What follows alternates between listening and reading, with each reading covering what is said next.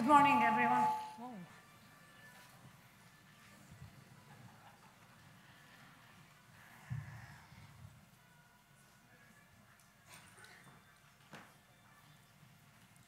Good morning, everyone. Thank you for joining us this morning for our discussion, what I hope will be a discussion on what lies ahead for Syria. We've been hearing a lot over the last few days about prospects for the region from very different perspectives, including Foreign Minister Lavrov yesterday, who had quite a lot to say about what may or may not happen or what should or should not happen in the peace process in Syria.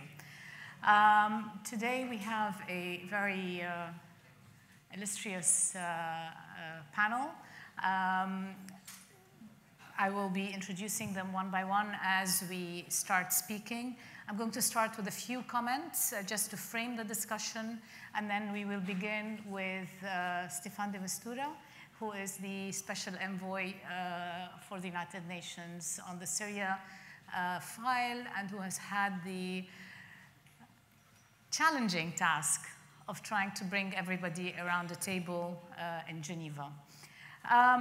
What I want to begin, my comments, I want to start with a series of questions that I hope that throughout this discussion we'll be able to engage with. Partly because a lot of what we hear today in the press talks about the end of the conflict in Syria. Assad has won, and therefore we should just move on from here. So my question today would be, are we really looking at the end of a conflict? Are we looking at the end of a war? Are we not confusing the idea of the recapture of territory with the capacity to govern? And I say this because while there has been a territorial, if you want, much of Syrian territory has come back under regime control, the capacity to govern in the circumstances that, 8 years after conflict, with close to $200 or $300 billion in reconstruction, and sort of the estimate for rebuilding Syria is anywhere between $200 to $300 billion. So we're talking about significant devastation across the country, a country that has more than 5 million refugees, but also another 6.7 million internally displaced, where close to 85% of the population lies below the poverty line, where more than 2 million children are out of school, and therefore we really do have a lost generation. The capacity to govern in a context like this, where there are now new warlords, there are plenty of non-state militias, some of whom are affiliated with the state and others are not. We have the context of Idlib, where most of the remaining various shades of the opposition are now contained. And on this note, I should mention that yesterday, 2 of Syria's most prominent activists were killed in Idlib. These were the civil activists from Carnegie. Anyone who's been following the Syrian uprising would know Ra'ed Faris, who was famous for the slogans that were produced every week throughout the last 8 years, and who embodied in many ways the spirit of a very civil uprising that sought and looked for a Syria that was built on civic values and citizenship, equal citizenship for all Syrians. This person was killed yesterday along with his colleague Hamoud Junaid in an ambush by Jabhat al-Nusra. I say this because while much of the discussion talks about, what are our options today are between a regime that holds significant responsibility for what has fallen on Syria over the past 7-8 years, and Jabhat al-Nusra or ISIS. Ra'ed Faris was one individual out of many who embodied a third alternative that yet no one is talking about. And I hope also we'll be able to talk to the panelists today about the potential for that third alternative that actually began the uprising to start with. Another question I'd like to talk about is it possible in the circumstances we have today, and without looking at this third alternative, to talk about bringing Syria back as a unitary state? And when we talk about bringing Syria back as a unitary state in a context, again, where Turkey has the Euphrates Shield, and I know Mr.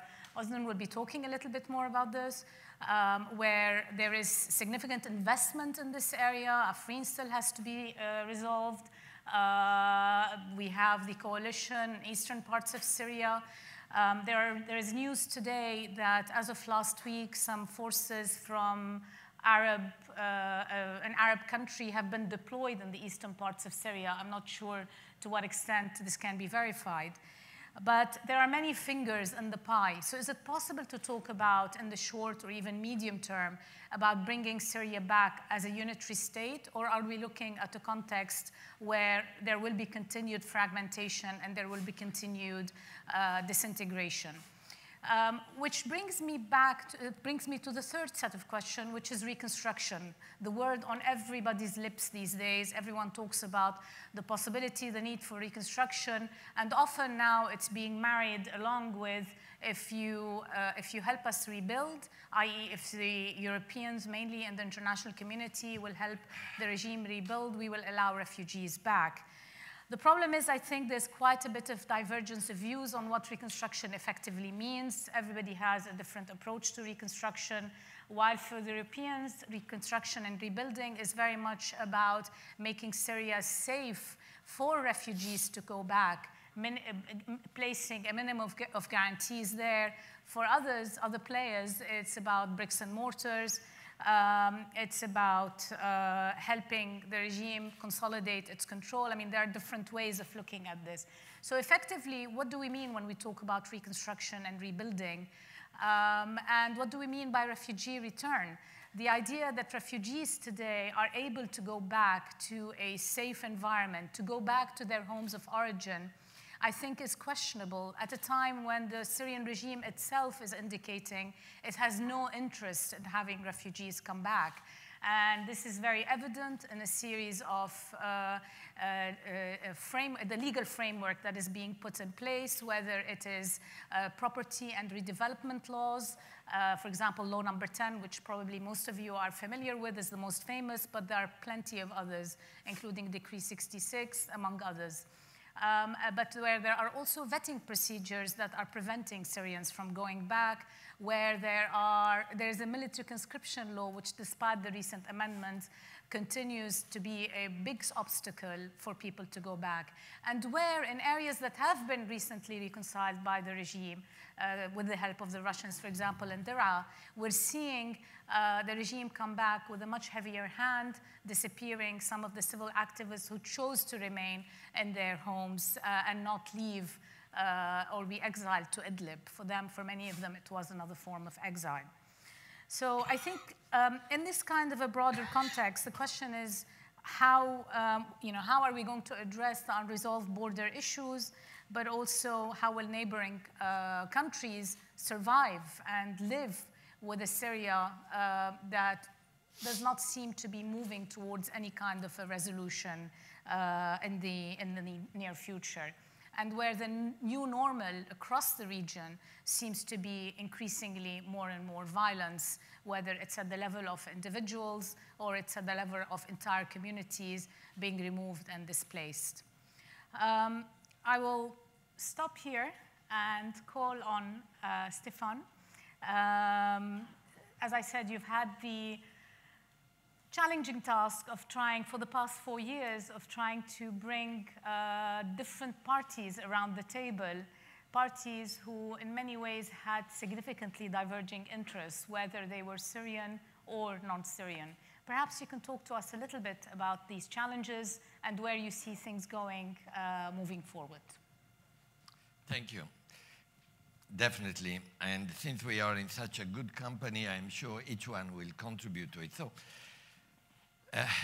There was a gentleman called Jean Monnet who said, when you are dealing with an intractable, terribly complicated issue, sometimes it's better to change the context. Well, Syria has no problem of that. The context has changed constantly. So I think I owe to you, since it is 4 years I can look at, to actually go through quickly what has been the change in context, because it has an impact on what are the questions that you have been raising. So we started in a context where there was a civil unrest, civil conflict, which was rather peaceful, and then became violent on both sides, and then it became regional, and then became international. That was a moment when, in fact, there was a feeling of stalemate. There was a feeling that on both sides, they had demands, one that Mr. Assad must go, the other one is that everyone who is fighting Mr. Assad or the government is a terrorist. That period was difficult for the UN and the international community because the two sides were obviously not only not wanting to talk to each other, but not legitimizing each other.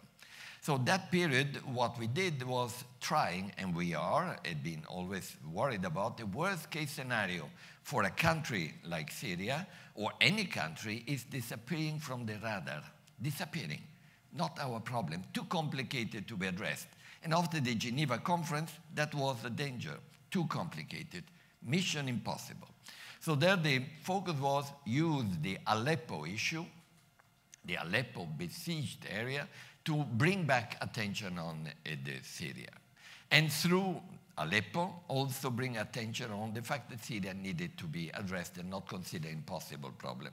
It didn't produce anything for Aleppo except attention on Aleppo because the two sides were still convinced they could win the war. And when the two sides believe they can win the war, whoever is supporting them, then mediation is no space because they say, no, no, wait a moment, we are almost winning. No, no, wait a moment, no meetings yet.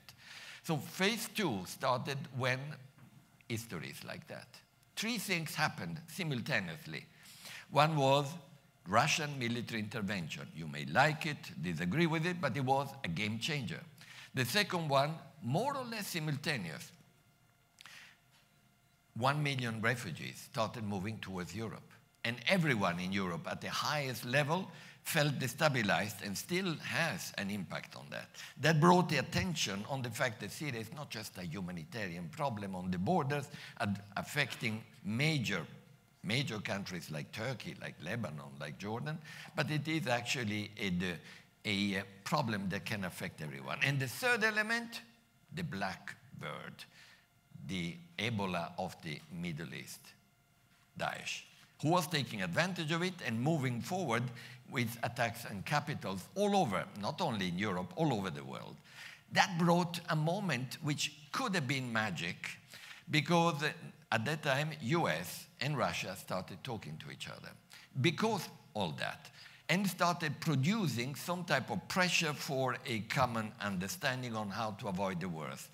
That was the time when Lavrov and Kerry did produce, with UN support, we do that, and with UN help, but that critical mass was there. International support group, the ceasefire, some convoys moving and so on. I just referred to a previous meeting. At a certain point, all this magic disappeared due to 2 incidents, which one day I will elaborate on. I've not yet written my book, and I should not write it yet. I'm still in full operation, therefore some details are not Despite my doable. demand yesterday. Correct, correct. So what happened then? Just to put into context again, well, there was the decision by the government, supported by Russia, to then go for Aleppo and solve the issue of Aleppo. I don't need to tell you how painful that was. But then we did fall into the vacuum, and we go back to the meeting we had before, when President Obama was on his way out and President Trump was on his way in. Vacuum, gray zone. And who filled it? Because in politics, everything, no vacuum is not filled. The Astana process between Turkey, Russia, Iran. And the focus was especially and particularly on creating some reduction of violence, which worked for 6, 7 months, but worked. And the last one of them is Idlib, which is working. Now, where does it all bring us? In the map, you just described it, we have a Syria where a large part of Syria has been retaken by the government with the support of Russia and Iran. Fine. Then you have another substantial part which is actually under the influence or with the support of Turkey, and I'm sure the Deputy Minister will refer to it. Then there is another part which is substantial, large, but desertic, but has got oil, has got water, has got agriculture, and does control roads from Iraq, Iran, all the way to Syria, which is under the control of what is called SDF with US support. And then you've got some small pockets still of Daesh. And you've got 5 armies involved in Syria, big armies, not in size necessarily, but big countries, important countries. You've got Turkey, substantially present, Russia, substantially present, US, very physically focused, Israel flying in and out. You've got the government, of course, and Daesh still there. So the question is, where are we today? And how can we turn all this into something positive? I want to believe yes. Why? Because this, all what I described to you, is not sustainable. You cannot imagine the country being fragmented or separated in areas of influence and countries involved in it to actually be able, afford it to do so. You can't imagine Syria in not recovering its own sovereignty and of the old territory, but also being able to rebuild what largely has been destroyed, and not by Daesh. Daesh doesn't have airplanes. Okay. So the issue is how to rebuild not only socially, but also physically, and how that can be then a help for the Syrian people who have left the country to actually feel returning. Small parenthesis. Refugees are very, very smart and very well informed. They know when it's time to come back because they talk to each other and they talk to those who came in, and they're not returning at the moment. Less than last year, can you imagine? Why? Because they're waiting, yes, for some reconstruction, rehabilitation, schools, hospitals, but particularly they want to know whether they will be arrested. They want to know whether they will be sent and be part of the army. They want to hear that there is a political process that gives some light at the end of the tunnel. So here is the bottom line, and we're almost there. The political process was a resolution called 2254, very large, like all UN resolutions, which, as you know, are a compromise of many parties, which today would never be able to be rebuilt. But there is one portion of that resolution which has been selected by Russia, frankly, and Russia has an influence very much, not only on the government, but the international affairs, in Sochi, where I was part of, about constitutional committee. Is constitutional committee, I know we have a little debate on that, is good enough? Well, it's an entry point to make a big difference. Believe it or not, but a constitution in our countries make a huge difference. It's separation of power. It's actually the influence of the power of the president, or the parliament, of the army, of the secret service, and the possibility of having UN-led or UN-supervised elections. That is the key now. So why are we not doing it? Well, I can't go too much into details because I'm not talking about history, I'm talking about what I'm involved in. But what I can tell you is that in Istanbul, we did have a very important meeting where, in fact, there was a commitment by President Putin, President Erdogan, President Macron, and Angela Merkel, Chancellor Angela Merkel, that we should all try to do it before 31st of December. Question, which I raised also with the Sergei Lavrov yesterday, says, Staffan, no artificial deadlines, you know that. And I said, well, I understand, but there are deadlines which are created by history too.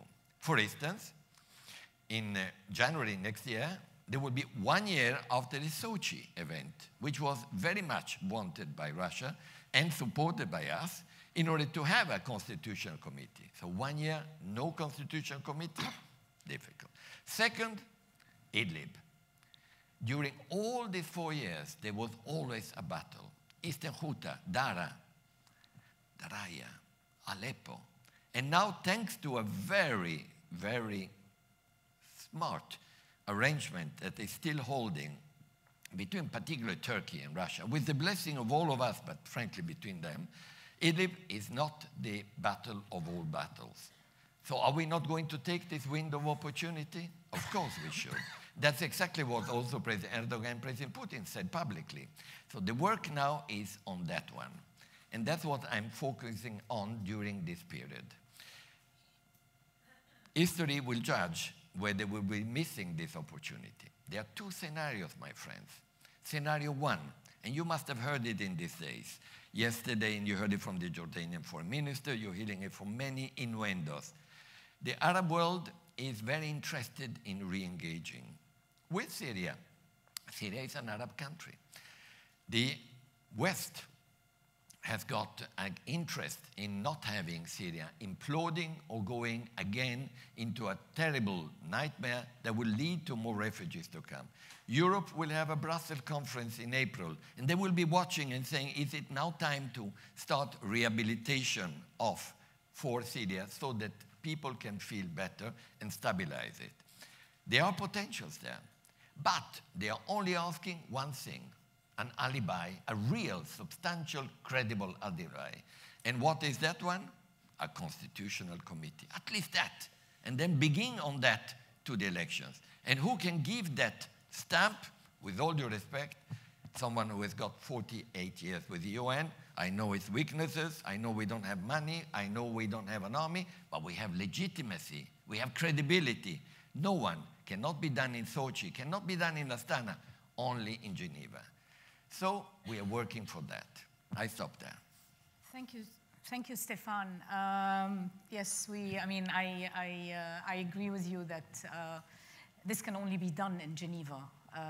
And any kind of political settlement can only be done, frankly, if it's going to be sustainable and long peace, with the involvement of all of those around the table, all of those with the fingers in the Syrian pie. However, on the Constitutional Committee itself, for many, many believe that this is more of a fig leaf, and it will allow, despite all the good intentions that you're putting into this, for many, this is just going to perpetuate a situation and keep the pretense of a negotiation while other things are happening on the ground. And I think the bigger concern also is that it presumes that President Assad will be willing to open up political space in Syria in any post-Syrian situation. And that is not so sure. The feeling is, and the understanding based on what's happening, is that it's more likely this regime will be more violent than before. So I think perhaps we need to think also, and maybe this is already happening, of other guarantees beyond. We can't put everything in the Constitutional Committee as such. But with this, I want to turn maybe to, do you want to say something, or can I turn to Hani? No, please, I spoke enough. No. Let me turn to Hani and say maybe if you would like to comment on this. Hani KHABBAZ is the director of the, is the director of the Syria Trust for Development. What would be nice to, if you could just, General Management Unit for the Syria Recovery Trust Fund. And what would be good, actually, if you can make some comments in terms of, from a Syrian perspective, where is it that you see things going? What challenges do you see lying ahead? Should we be talking about reconstruction? Is there a trade-off between a constitution and the beginning of some rebuilding in Syria? What are we looking at? Well, thank you. Good morning. Just as a disclaimer before I start, I'm not a politician or a diplomat or a legal expert. I'm an engineer, so you're all being warned. So I'll try to stick to my part of the thing, but there are fundamentals that we need to consider before talking about reconstruction. Obviously, the credible peace process is the main thing, whether through a constitutional committee or not, but I would like to maybe brief everyone and remind us all of the history where before we got here. First, we had the Geneva Communique in 2012, And Geneva Communique was basically also confirming UN Security Council Resolution 2042 and 2043. 2043 was issued or agreed on in April 2012 to have a monitoring sort of mission from the UN to implement Kofi Annan, may he rest in peace, peace plan. So we already had a number of peace plans and ideas and everything. And then we had Asitana after 2254, which basically stated that the Syrian political process will be Syrian-led. Asitana was not Syrian-led. And then we had Sochi, which is again was not Syrian-led. Asitana produced 4 de-escalation zones. Exactly, 4 de-escalation zones, and we all know how the first 3 ended. So I don't know why we are asked to expect a different end for Idlib, which would be a catastrophe in all measures because we have over 3 million people, mainly civilians living there. Of course, there's a strong presence of Hayat Tahrir al-Sham, which is the latest version of al-Nusra. And then we had Sochi, which produced or will produce, hopefully, the Constitutional Committee. And here also we have questions how we know about the 3/3, but the regime want to vet also the UN third, and they're not accepting. More than an engineer now. Yeah, I think so. I have to. Stick to your field, no, because you're getting into a dangerous field here. I know. Okay. But I'm already in a dangerous field. No. Talk about Yeah. So this is the field where we are. So credible political process is important, but also we need justice. And as Carla Del Ponte said, without justice, there is no peace. And if we don't have peace, we can't talk about reconstruction. And these two will produce legitimacy, because if you talk about reconstruction, you need a legitimate government to work with. And legitimacy also needs to be supported, or we need to have transparency and accountability. And those are missing. All these factors are missing today in Syria. So what we can do now is prepare, and now I'll go to my field. Reconstruction. We are not ready for reconstruction, obviously, but we can prepare for a post-conflict reconstruction. We can prepare refugees to come back at the right time when the circumstances are good for them to go back. As Staffan said, they know better when to go back, and I couldn't agree more. What we can do is work locally, work with local partners, work with local communities, improve their technical and local capacities, because those will be the partners for the future. I think having the idea that we will have a master reconstruction plan for Syria is not very realistic. We have, unfortunately, fragmentation in the country, areas of control by a number of actors. So what we need to do is have sort of an umbrella for reconstruction, but have local design reconstruction plans for each and every area. Because those communities need to be included, they need to identify their needs and their priorities. We can't just come from wherever we come from and say, you need water before electricity. They know better. Each area in Syria has suffered in different ways. We, of course, have a massive destruction in Syria. Just want to pick some numbers. I mean, talking about reconstruction requires 250 to 300 billion US dollars. Syria, prior to the conflict, was a low middle income country. We've lost some 260 billion US dollars in our GDP, and I see the clock. So to prepare, we need to do these local recovery and stabilization projects where possible with local actors, improve their capacity, prepare them to be part of their reconstruction in their area, and they will be able to identify their priorities and other requirements. Quickly on what the SRTF has been doing so far, we've been doing all that. We've benefited some 7 million beneficiaries in the past 5 years in 150 communities, in 6 governorates, including Raqqa, where we started our interventions recently. in 7 sectors. And we are talking about essential services, wash, electricity, education, health, agriculture, food security, solid waste, and rubble removal. So we're not talking about humanitarian intervention, and I see 18 seconds.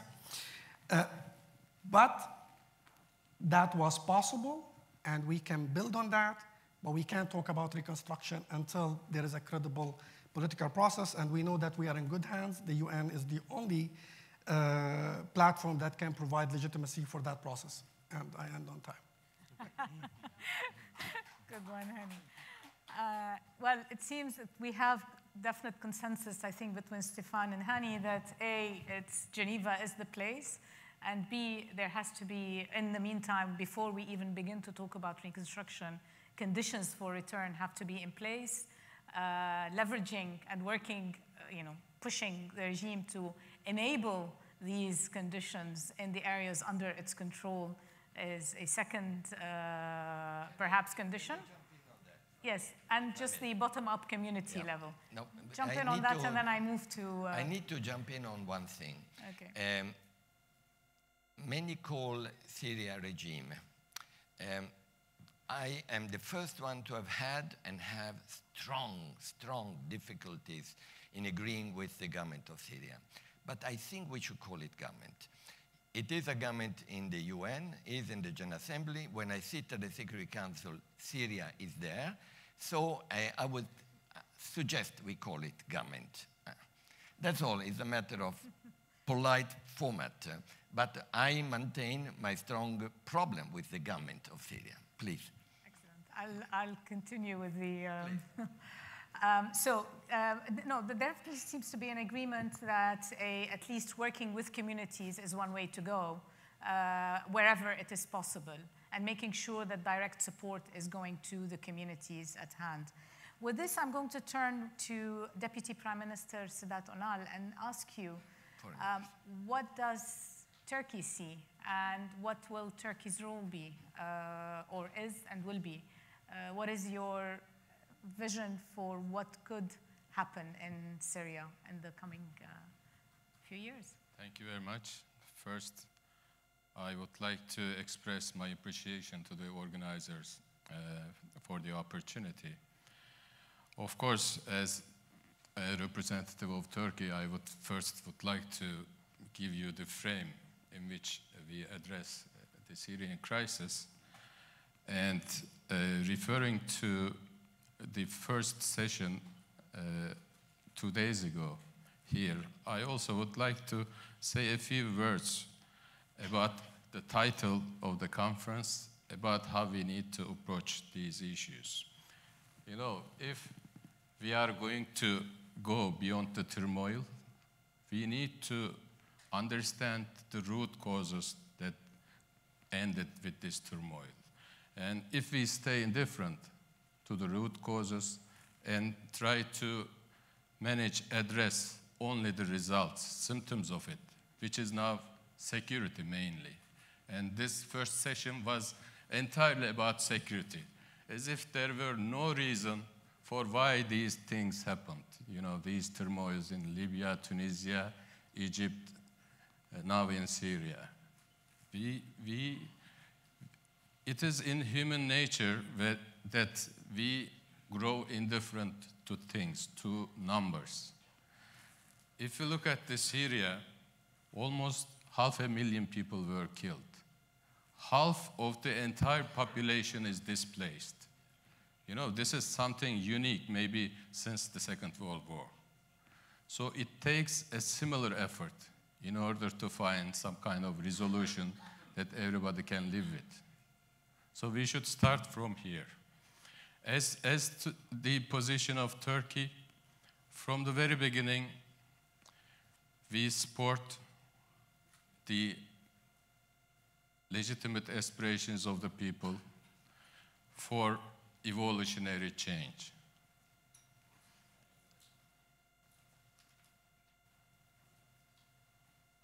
We are fine?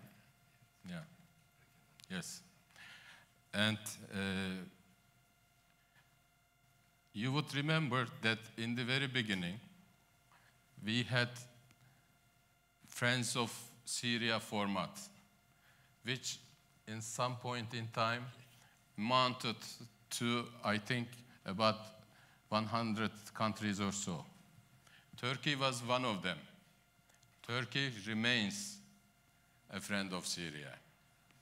And without having properly addressed the aspirations of the people with some kind of new social contract, we may not say that we would have resolved this crisis. So, on the political scene, what we need to do was put in place with UN resolution we all agree on, 2254.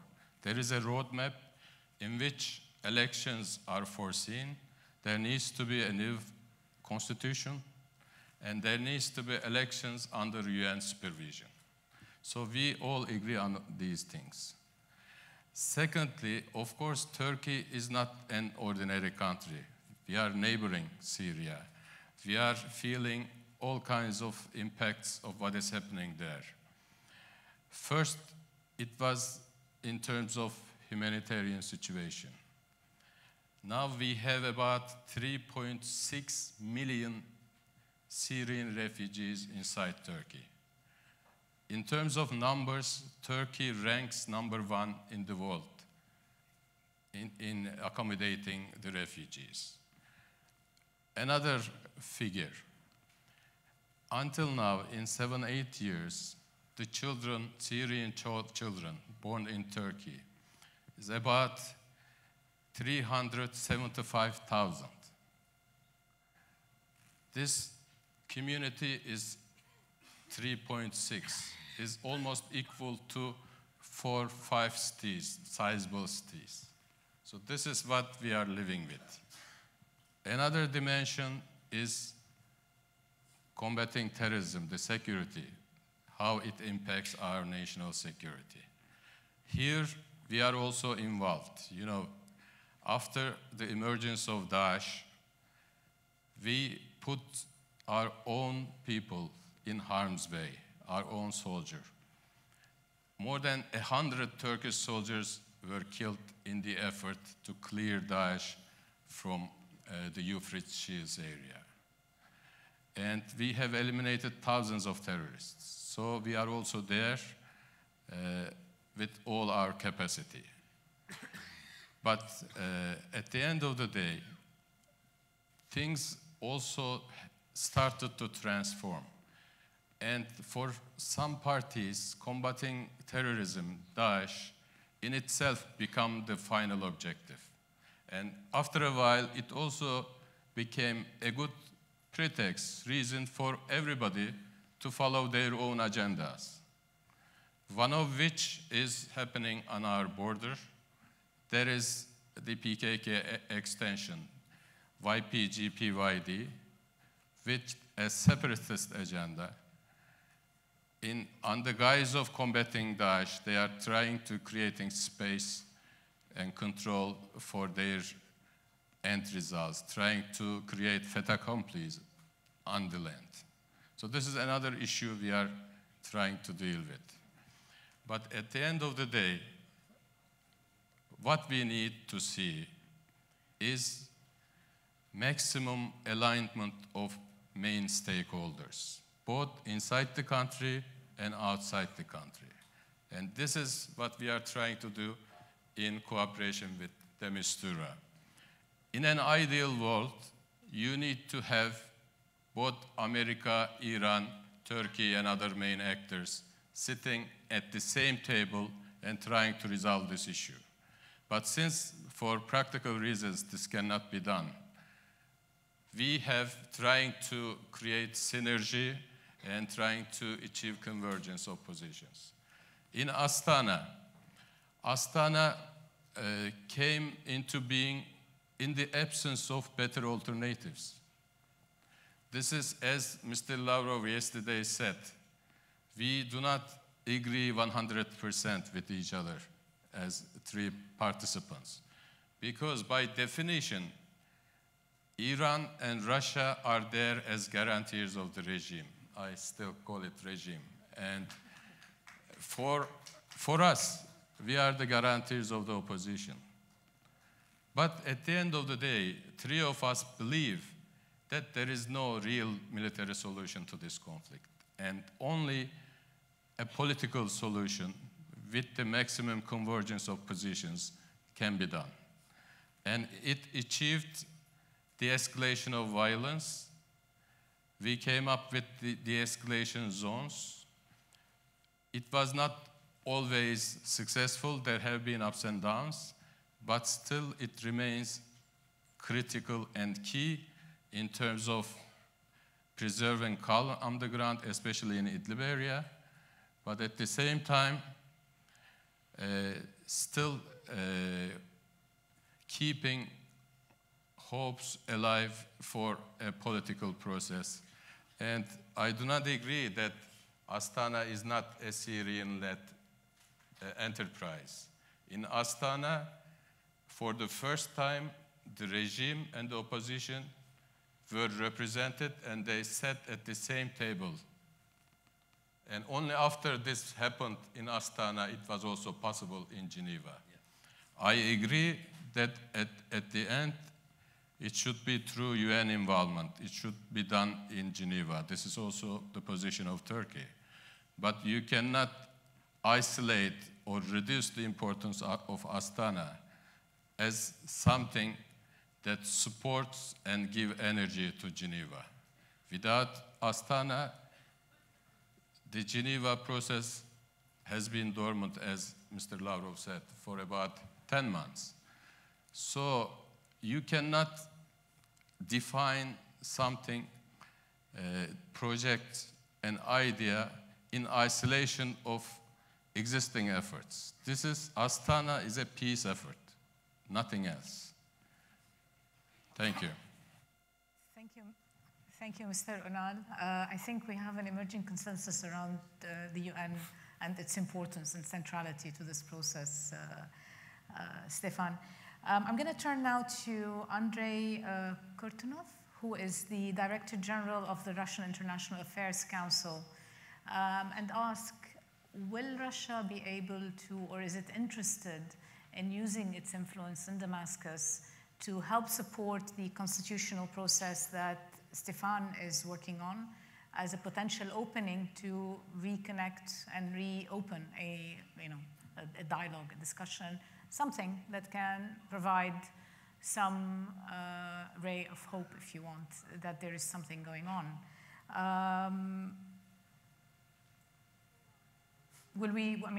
Is it willing to help foster the conditions needed for a political process to actually emerge? An inclusive political process, which is what Minister Lavrov was focusing on yesterday. Thank you. Since I'm Russian and I'm apparently biased, you should take my statements with a grain of salt. But I do believe that Russia is looking for a political settlement in Syria. And there are a couple of reasons for that. Let me just give you a very brief account of them. Even if we put aside all the moral considerations, people are being killed in Syria every day, which is clearly very deplorable. But if you put all this aside, I think that the situation in Syria is not sustainable for Russia. The first reason is that Russia always claimed, and with good reasons, that it had good relations with everybody in this conflict. That it works with Iran, with Turkey, with Israel, with the United States to some extent. And Russia was able to sit on the two chairs. I think that it was relatively easy when we had Daesh as the main glue linking everybody together. All other problems were pushed to the side. Now, when Daesh is defeated, at least militarily, I think there is no glue. And we experience growing pressures from Israel, from Iran, from other parts in the conflict. And I think to maintain this position of an honest broker is becoming more difficult. Second, the Trump administration. I think it's an important factor of uncertainty for Russia. And in Moscow, they are concerned about what to expect from Mr. Trump. It was easier with Obama and his policies of some kind of reconciliation with Iran. We knew the red lines. Now, Trump used military power in Syria at least twice, and God knows what he will do when the time comes to use it third time. So I think that people are concerned. And finally, as we know from history, Russia can win wars, but it doesn't mean that Russia can win peace. And from this viewpoint, it's clear that when the military phase of the conflict is over, and we are to the economic side of the conflict, we are to the challenge of the post-conflict reconstruction, new players are coming to the fore, players with deeper pockets. And it means that Russia has to somehow convert its current military accomplishments in Syria into a lasting political influence. Not an easy situation. Now, you asked me about whether Russia is ready to go for a political agreement and whether it is ready to exercise pressure on Damascus. I think that we have essentially three pieces of the puzzle already in place. We have an agreement on southwest Syria, and I take your point that there are concerns about the willingness of Damascus to stick to the commitments. But I think that as long as the Russian military police is here, I think the situation can be put under control. They reneged on it when the Russian military police left in there. Well, you know, the question is how we can turn it into a permanent solution to southwest, and I agree that everybody is watching what will happen there. So it is a very important piece of the puzzle. I'm moderately optimistic, though I have my concerns about the performance there. Second, Idlib. Again, you know, my personal perception, and I might be dead wrong here, is that basically the Syrian leadership wanted to go into Idlib. And it was a concerted leverage that was used by Russia and Iran to prevent an offensive, which suggests that Russia does have influence on Damascus, and it also suggests that Russia understands the risks of a further military escalation. It's very clear. The question for Idlib is, again, whether it is sustainable, because there are some deadlines. We know how difficult it is for the Turkish side to deliver. We know that it's unlikely that the problem of Idlib will be quote-unquote resolved. So some additional efforts are needed, additional flexibility on everybody's side. I think that so far we can still be moderately optimistic about Idlib, but definitely it might slide to another bloodbath. Third, and I don't want to go into detail on that, but I think that the Istanbul meeting was very important, and I hope that it will have continuation. So this is the third piece. The fourth piece, which is missing, is the constitutional process. And I think that definitely this is something that we should focus on. But I would say even more, you know, if you look at the current Syrian constitution, it's not really that bad. It's about implementation. It's about enforcement. It's about state institutions which are very weak. So I think that what we need is not only the constitution, a new constitution for Syria, but also a new social contract. If we have a new social contract, it would be much easier to bring refugees back and to find some way to some kind of reconciliation. And finally, let me say that in terms of schedule, I understand the importance of deadlines, but let me also offer you another deadline to keep in mind, and that would be 2021, presidential elections. I think that by this time, this political transformation should be already well underway, so that the issues of elections will be resolved, if not automatically, at least without major complications. Let me say that I don't want to be too idealistic. I think that on every juncture, unfortunately, we can fail, and without these pieces, nothing is likely to work. But I think that probably right now we're a little bit closer to an agreement than we were, let's say, a year ago. Thank you. That's an optimistic, I think, point to kind of get us to move towards the American possible position. And, you know, what is going on? I mean, between engagement and disengagement, we understand the volatility in the White House, but between engagement and disengagement, what role will the US or is the US willing to play? Particularly when what we constantly hear coming out of the State Department is that the United States is involved to Syria for two goals only. One is to get Iran out, and it's not clear how, and the second is to end Daesh. So where are we on the United States? I'm asking Ian, I forgot to introduce you, Ian Lesser, who is the Vice President and Executive Director of the Brussels office at the German Marshall Fund. Thank you very much. I mean, obviously I can't give you the American perspective on this. I can give you an American perspective, and of course it's an unofficial one, so I'm an observer, but let me maybe just build on some of the things that were said. I mean, I think when you talk about the American, both the perspective and the role, I think you have to step back a bit. I mean, the US is not a neighbor to Syria. The US is inevitably not going to have the same perspective as Turkey would have, or indeed as Russia would have with the extent of Russia's presence there. It's simply, you know, the perspective of a global power looking at a regional problem, but a very important one. And I would just make 3 points about this. The first is that I think among the American sort of strategic class, there has for some time been a very pessimistic assessment about what is possible in Syria, and a sort of very real reckoning with the idea that a decade from now, that we may still be dealing with a Syria that has not gone back together. Now that is obviously not the perspective and shouldn't be the perspective of people dealing with the political negotiations underway. But from the point of view of strategists sitting in Washington, this is a very real possibility, and to reckon with the sort of geopolitical implications of that, not just in the Middle East, but also in terms of the equation in the Eastern Mediterranean and other things, in terms of our relationship with Russia as well. Actually, I would agree with much of what Andrei said about his appreciation of the situation. This, you know, as the relationship with Russia has deteriorated, let's be honest, this is actually one of the areas where it's not so bad.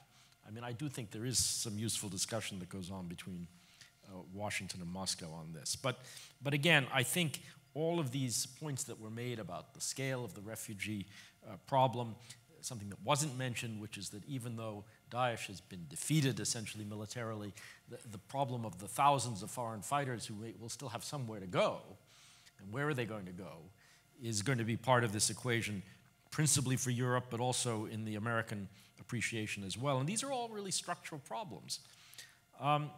The second point I would make about this is that I think there's really very little US enthusiasm for any kind of substantial military presence of a sustained nature in Syria.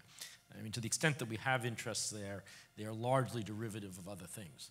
And you mentioned 2 of them, and I think in this case the administration is being very clear and very accurate in how it assesses the situation. And it wasn't very much different from the Obama administration either.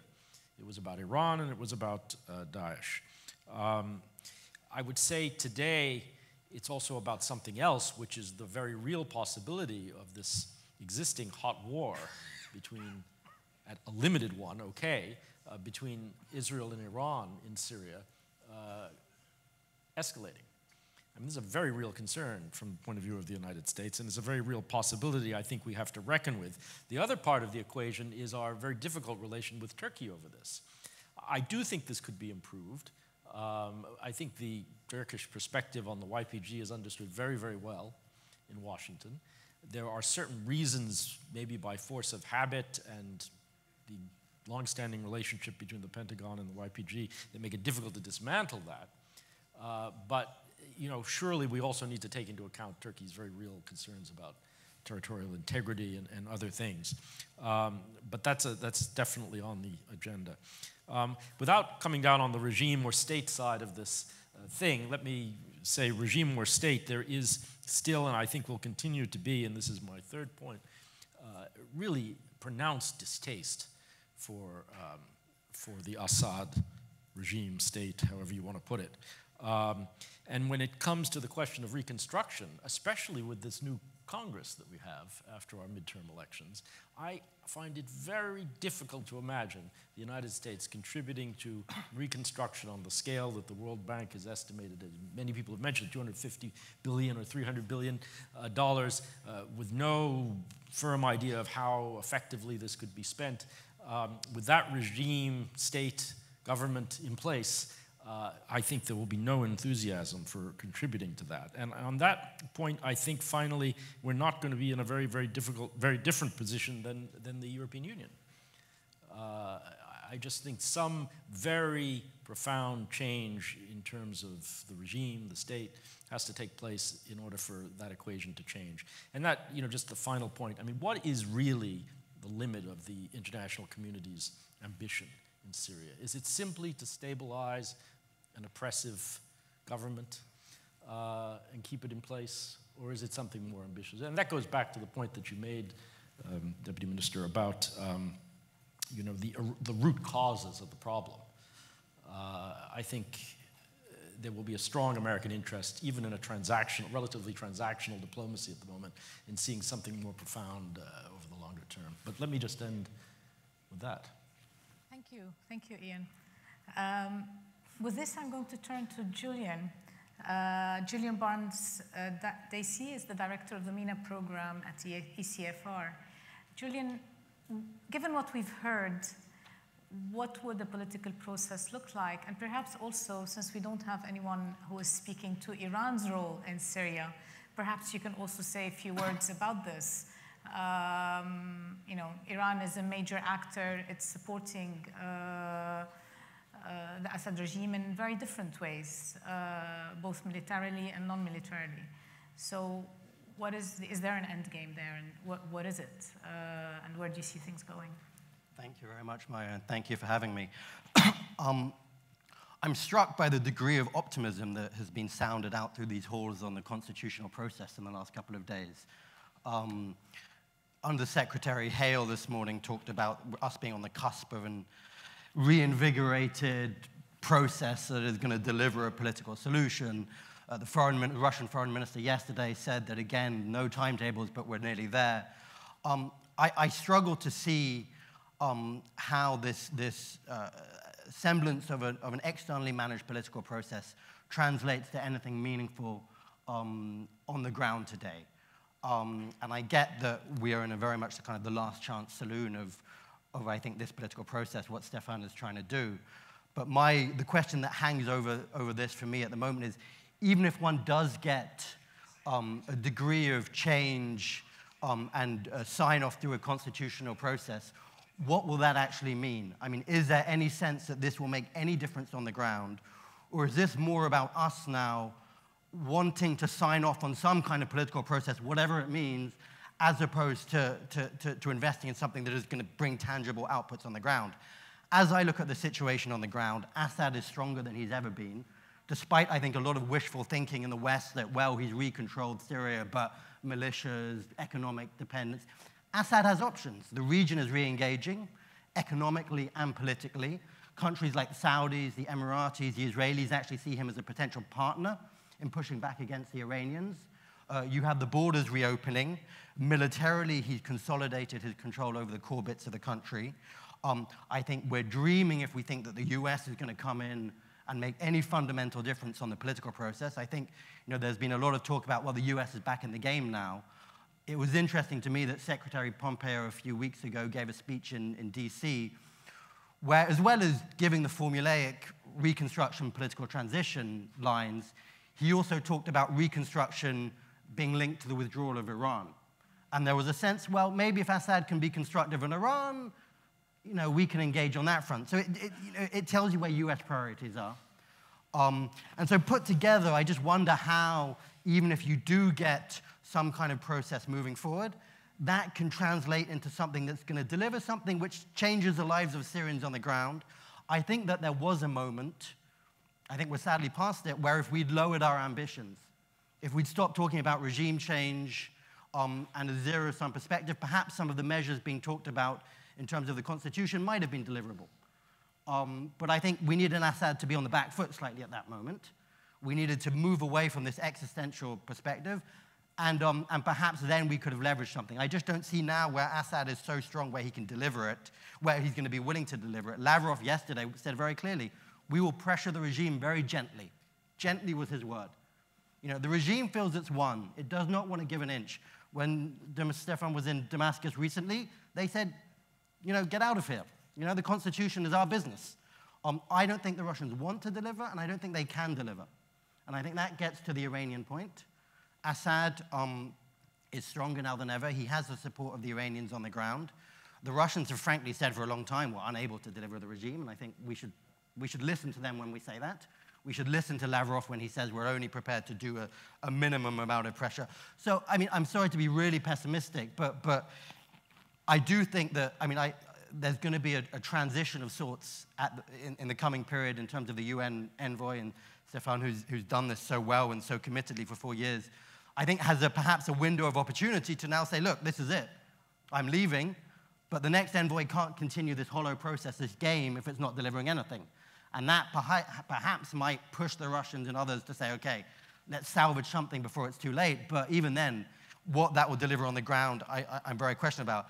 I do think that there's a sense that the new UN envoy should perhaps withdraw some of the legitimization from the process, say to the Russians and the regime, well, you want UN sign-off, you need to come to us. You need to deliver something on the ground that actually says you're real about this process.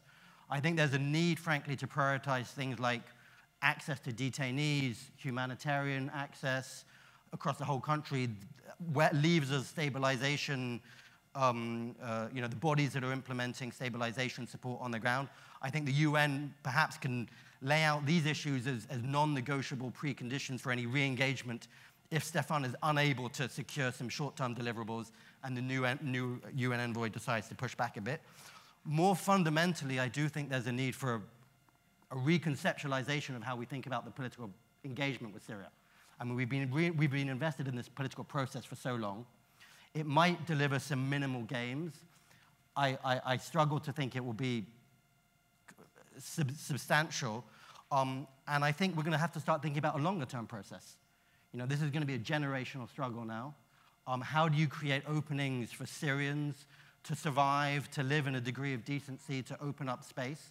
I think Europeans will need to challenge themselves on a lot of issues. I mean, I think the default position, if Staffan is unable to deliver some gains, will be sanctions, no engagement, double down against Iran. I think the history of our engagement across the region in the last few years is that none of these will deliver success. You know, a campaign of prolonged sectoral sanctions on Syria, who is that going to strengthen? Which networks of patronage? Is that going to help Syrians? Is that going to make them struggle? A US-led ongoing zero-sum game against the Iranians in the region, is that going to help Syria? Is that going to create openings, or is that going to further polarize and militarize? So I think there's some serious questions, a reconceptualization of how we think about European political engagement, which will be very careful. Just a final word on the kind of reconstruction debate, because I think, you know, there's been a lot of talk about of that on Europe. I think that's a bit of an illusion. I don't think Assad wants Western money. I don't think Europe is able to give money. I mean, we're broke. We've got enough problems. Are the Europeans really going to put the kind of money that would be needed to make a difference? You know, I think what is important there, and it goes back to this idea of UN legitimization, is that the Russians want Europeans to sign off on this political project. They want the Europeans to be on board with what they're trying to do, and I think that's where there's some interesting space to maneuver, and I wonder whether they could be more proactive in using that and not projecting a sense of, well, we can put money on the table that isn't going to make much of a difference. So I'll stop there. Andrei, I know you have to leave. Would you like to say a few comments before taking off for the airport? Well, you know, my last point is that I think that in terms of the European-Russian dimension, for a variety of reasons, it is the most promising opening. It is much easier to find some common grounds on Syria than on Ukraine, for example. So if I were to advise both sides, I would say try to do something on Syria. It is not easy, it is difficult, but it might be a game changer which would allow a more general reconciliation between Moscow and Brussels, between Moscow and major European capitals. And then we can handle Ukraine, hopefully. Thank you. Stefan, coming back to you. We've heard mention of, Andrei talked about a new social contract. Julian has talked about the fact that the Assad regime today is stronger than ever before. I have questions about that because I think while it is, as I said, regaining militarily on the ground, it has suffered tremendous economic losses, but also it's weaker on the human resource side. So governing a country is one thing. Regaining territorial control is one thing, governing it is another. And obviously, it is leveraging whatever it has to get what it wants from different sides.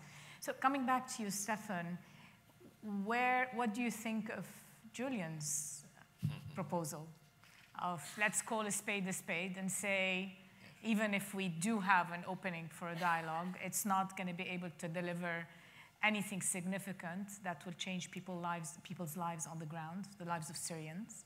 It will not create the conditions for refugees to go back home, which is what everybody is looking for, whether European or not. And Julian, even if there isn't funding, I think the Europeans are the only ones who are capable of at least investing some of the funding needed in the kind of large infrastructure projects that are desperately needed in Syria. So while we may not be looking at a Marshall Plan, there is still some leverage in that. I mean, there is a bit of leverage. We can come back to this, but let me just go to Stefan and see what his comments are on this. First of all, I always appreciate Julian's comments. He is a free man.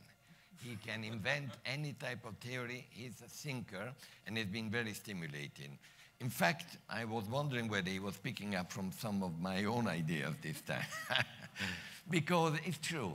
It's true. I am pushing until the last day of my assignment and use that leverage in order to get something moving in the direction of the Constitutional Committee. Why? Because you heard, the Russians have an interest, substantial interest. We all have an interest. Neighbors have. Every country has. Europe has. And does Assad have? Well, here is the point. I've been trying to convey that message to him and to the team.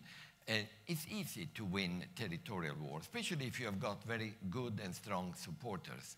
But winning peace is a big issue. Have you been to Homs? Have you been to Eastern Ghouta? Have you been to one part of Aleppo? Have you seen the level of destruction? And the fact that now millions of Syrians are out and millions of Syrians are poor. And they are proud people, good people. And they are waiting for the end of the conflict to actually say, well, where is my future? And they can be quite a pressure point. Next point. So we should have either a constitutional committee or clarity. And that can happen during this period. And I think there is a chance, but we need to help everyone, including the Syrian government, to understand that they can sit and wait, but winning the peace can be very painful and very complicated. Now, one lesson we should all have learned, I learned, and with John Allen, who he may be here, we did learn together. You remember in Iraq, when at a certain point we thought we believed we had defeated, quote unquote, all Daesh. At that time it was called Iraqi Al-Qaeda, with a gentleman called al-Zarqawi. And the idea was that that was over. And then what happened? We have a new sort of entity, much more horrible and much more organized, called Daesh, and Mosul disappears. And Mosul ends up into their own huge up to Raqqa. Why? Because there was a military formula, but there was not a political inclusive formula. And that's why others started playing on the fact, look, here we can, you can do it through that. Bottom line, the price of not finding quickly, and I mean quickly, a political beginning could be a long term of very unhappy. And you know what? Syrians will say what I'm saying now, we cannot afford it anymore. That's why the deadline may not be by the 20th of December, may, I hope, be the 31st of December, to show that there is a road, an opening on the tunnel, light on the tunnel, but it's not open-ended. Let me turn back to you as the only Syrian on the panel. You've been given the burden of perhaps commenting on the potential of something like this and how you see it from your own perspective. We are doomed by hope. I think this is what keeps us moving, and we have to keep that. Hope is the only thing that's stronger than fear and can defeat fear. We fear instability, we fear arrest, we fear bombardment, we fear Daesh insurgencies, but I think we have some hope in the Syrian people. I'm new to this business. I don't have 48 years of experience, but I have 5 years of experience in the Syrian conflict. And not because I'm Syrian, but the Syrian people are amazingly resilient people, very creative. They find ways to solve problems. I hope that we will find a creative way to solve our problem, our political and problem, and end this conflict. But everyone has to contribute to that solution. Regional actors, international actors, and everyone. And I stop here. Deputy Prime Minister ÖNAL, any last words before we close the panel? I've been warned that we're out of time, as how you see the things moving. Yes, I also agree with the previous speaker that we need to keep hope, and this is part of our profession. And I don't think that inaction in itself is a method to revitalize any process or peace process. So it is not going to help us to start with a clean sheet of paper, because we will see all elements that we are dealing with now are still in place. We have tried and we have made some progress. It may not be satisfactory to all of us, but we need to build on what we have done until now. And we need to keep engaged. Disengagement in itself cannot be a solution. So we need greater engagement of all sides, because at the end of the day, this is going to affect all of us. Maybe more for countries like us, neighboring countries, Jordan, Lebanon, Turkey. But at the end of the day, in terms of instability, terrorism, refugee flows, all kinds of things, it's going to affect everybody. So it takes greater engagement on all sides. Thank you. Thank you. I would like to thank the panel for a very stimulating discussion and maybe a glimmer of hope somewhere. And thank you all for joining us.